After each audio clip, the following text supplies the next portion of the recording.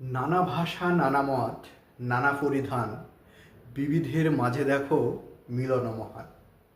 ভারতবর্ষের এই মানচিত্রে প্রত্যেকটা সম্প্রদায়ের মানুষ যেমন আছে, এই মানচিত্রের ভিতরে আছে নানা ভাষার মানুষ, নানা পোশাক পরার মানুষ। ভারতবর্ষে এত প্রজাতির, এত প্রকার ধর্মের মানুষ বসবাস করে, যেটা গোটা পৃথিবীতে সমান। সেই কারণেই তো বিবিধের মাঝে ভারত মহান। কিন্তু 2014 সালের পর হঠাৎ করে কি এমন ঘটনা ঘটে গেল, আজ এই মুহূর্তে দাঁড়িয়ে ভারত বিভিন্ন জাতিতে, বিভিন্ন ভাষাতে বিভক্ত হয়ে যাচ্ছে। এর অ্যানালাইসিস কে করবে? অ্যানালাইসিস করে এর থেকে সমাধানের উপায় কি? যেদিন থেকে আরএসএস মার্কা একটি সংগঠন গোটা ভারতবর্ষে মাথাচাড়া দিয়ে উঠেছে, সেদিন থেকেই আমাদের রক্তের রং লাল নেই, কারোর গেরুয়া হয়ে গেছে, কারোর সবুজ, কারো বা নীল, কারো বা হলুদ। সত্যি কি তাই? আপনার গায়ের রং কালো, সাদা ইত্যাদি অনেক রকম হতে পারে, কিন্তু আপনার রক্ত কি ওই বিভিন্ন কালার হয়ে গেছে নাকি? কখনো পশ্চিমবঙ্গের বিধানসভার ভিতরে দাঁড়িয়ে বিরোধিতা করার উদ্দেশ্যে, সরাসরি কোনো জাতির উদ্দেশ্যে বিরোধী কোনো নেতা বা নেত্রী, বিশেষ কোনো ধর্মের মানুষকে জঙ্গি বলে দাগিয়ে দেওয়া, কখনো বা কোনো বিধানসভার মধ্যে অন্য কোনো রাজ্যে, পশ্চিমবঙ্গ ছাড়া, সেখানকার মুখ্যমন্ত্রী সরাসরি বিশেষ ফটোগ্রাফির মধ্য দিয়ে বোঝানো, মুসলিম বা টুপি দাড়িওয়ালা মানুষ দেখলেই তাকে গুলি করার নিধান দেওয়া।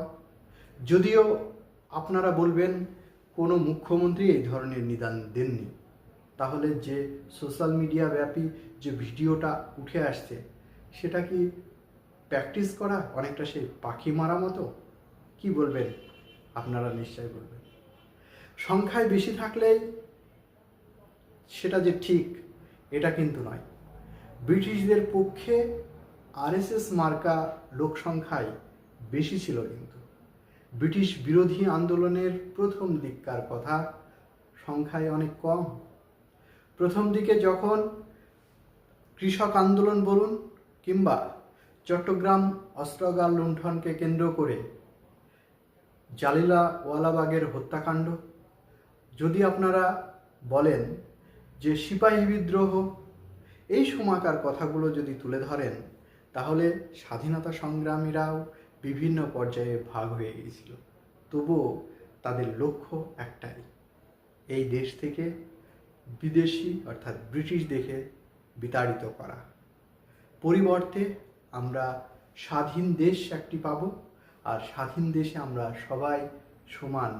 ঠিক চন্দ্র বা সূর্য যেমনভাবে আলো সমানভাবে প্রত্যেকটা মানুষকে দেয়, ঠিক তেমনভাবে ভারতবর্ষের স্বাধীনতার ভাগ, স্বাধীনতার সুখ, স্বাধীনতার আলো প্রত্যেকটা মানুষ সমানভাবে পাবে।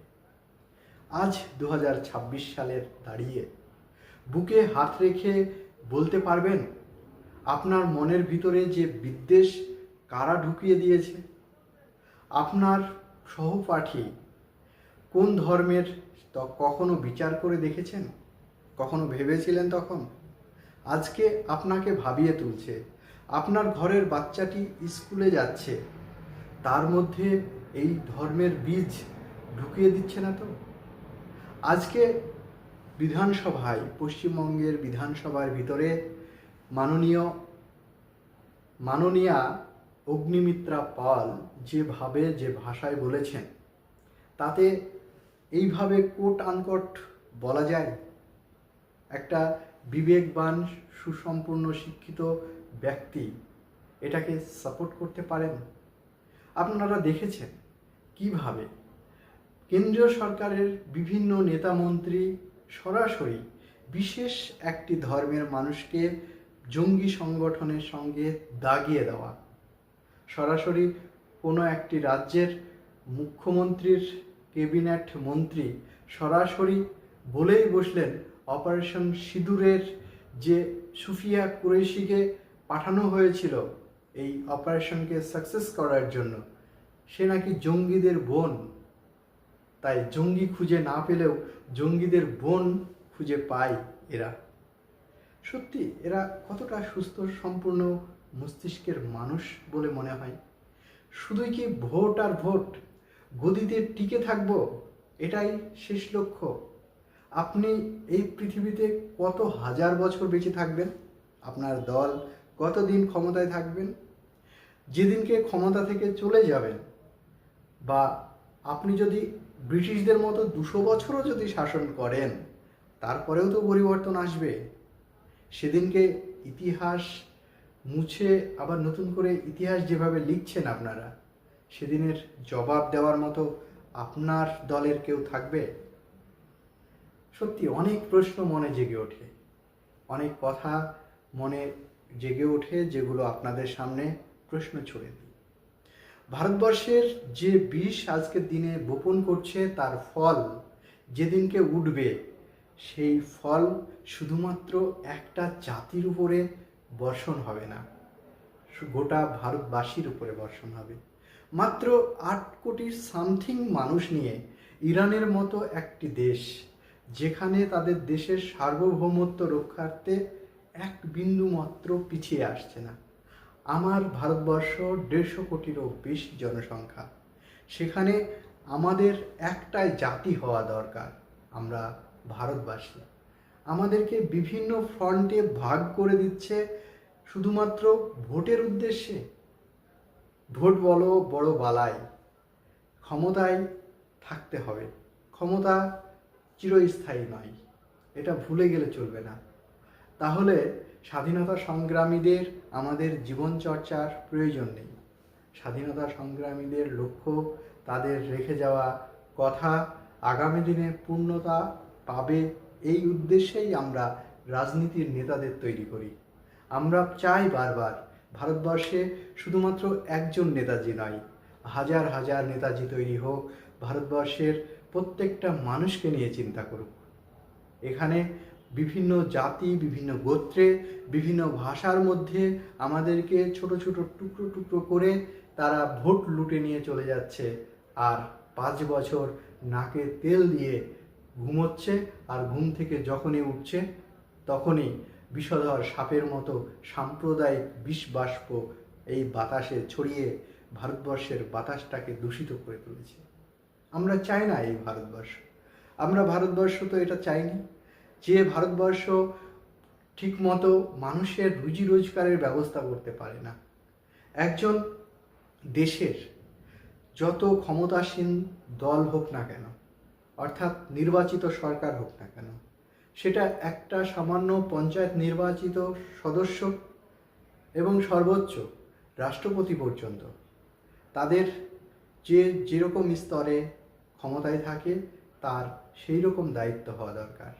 আমরা গল্পে পড়েছিলাম কোনো একটা দেশের একজন মানুষ সেই রাজার কাছে একজন ক্ষুধার্ত কাক বিচার দিয়েছিল যে আমার খাবারের অংশ আর একজন খেয়ে নিয়েছে।